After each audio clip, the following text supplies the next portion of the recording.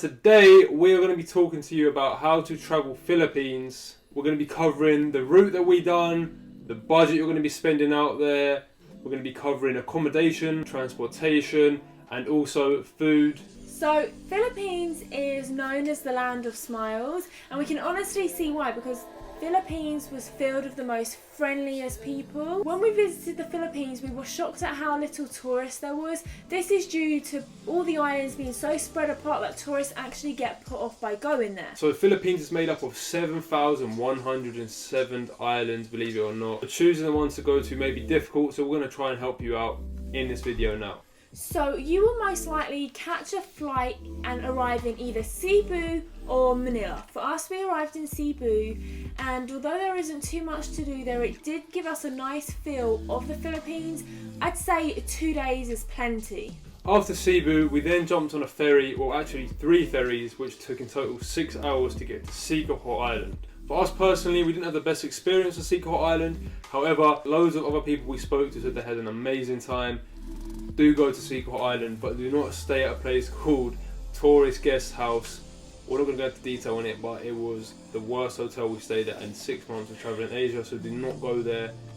Bed bugs, just disgusting, don't go there. But Siquijor is meant to have some really incredible things. Yeah. There's waterfalls and there's a really crystal clear beach, so do not get put off by what we are saying. Yeah. So after our time in Siquijor, we then got on a ferry which took us all the way to Oslob, which is our favourite destination in Philippines. We used to take the moped out around there and just drive around the little villages, and everyone will be so friendly, waving at you, smiling, always willing to help, and it's just a really cool little town. So during our time in Oslo, we swam with the amazing whale sharks. It was super cheap, like £20, and it's a really great experience. We visited waterfalls, and we also had some of the best mangoes of our life. And they were the cheapest as well.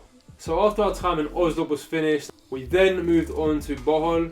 I can't say it properly. Bohol. Bohol or Bohol. Bohol. And we went there, and this was the most developed place we had been to in the Philippines. We had some great times there as well. We went to see the world famous tarsiers, and tarsiers are becoming extinct, so it's really nice to see those animals. We saw the most beautiful beach in the Philippines there. Had a few litre bottles of beer that we found there, which was like 70p for a massive litre bottle of beer. And we even witnessed 6 people on one moped. After Bohol, we went back to Cebu and caught a flight to Puerto Princesa. When you're in the Philippines, you will either be doing El Nido in Palawan, or you will be doing Boracay. They're both meant to be beautiful. We just chose Palawan. So from Puerto Princesa, we actually felt really, really sick. I got seriously ill, bedbound for the next 2 to 3 weeks in Philippines. So we did not get to experience any of this. However, we are still going to explain the route that you can do. In Puerto Princesa, there is the underground river. Most people only stay one night and then they catch a 6-hour ride to El Nido. Also, another tip for El Nido, all the hotels are quite pricey and really basic. Electricity cuts out and Wi-Fi is a bit scarce, but it is meant to be extremely beautiful. I would not miss El Nido. That is a possible route that you can do. Like John said, there is over 7,000 islands, so your route may be very different. I'm sure all of the areas of Philippines are beautiful, but do not miss it and don't get put off by the flights. Yeah, we loved it. When we were there, when we was well, we had some amazing times, and it was probably the most beautiful country we went to. Now we're going to cover the costs and the budget you will be spending in the Philippines. So Philippines, like all the other Asian countries that we travel to, is extremely cheap, and you can live off literally nothing every single month. We chose to spend around £1,000 a month. However, you could probably do it on about £600 a month. We just spent a little more, stayed in a few nicer hotels, ate a bit more expensive food. If you're on a tight budget, £600 is a reasonable number to spend. Accommodation. So the accommodation in the Philippines is really simple and just basic, but it has everything you need. So don't expect too much. We spent £10 each a night, which was £20. However, you can get homestays and hostels as cheap as £3 to £4. So if you are on a tight budget, then you will find good hostels. The food. Okay, to be honest with you, the food in Philippines was probably the worst in all of Asia. No, it definitely was the worst. We ended up once actually eating intestines by mistake. We didn't realise. and there just wasn't that much availability for nice food. However, the one thing they do that's good is a lot of barbecues, so you're saved for that. And also their bakeries out there. The bakeries, they have some amazing cakes which are really cheap. So we pretty much ate bakery for lunch and then had barbecue for dinner. Street food, your street food is super cheap. It could be £1 each. In Philippines, like I said, it's not built up for tourists, so you're not really going to find many restaurants. And bakery goods are around 5 to 10p each. So cheap. If all else fails and you hate the food, you're just going to have to live off fruit the whole time. Literally, but the food in Philippines, sorry to the Filipinos out there, disgusting, man. The transport. So the main methods you're going to be using in the Philippines are going to be ferries and aeroplanes. Aeroplanes are going to be slightly more expensive option, but a lot more quicker and more efficient.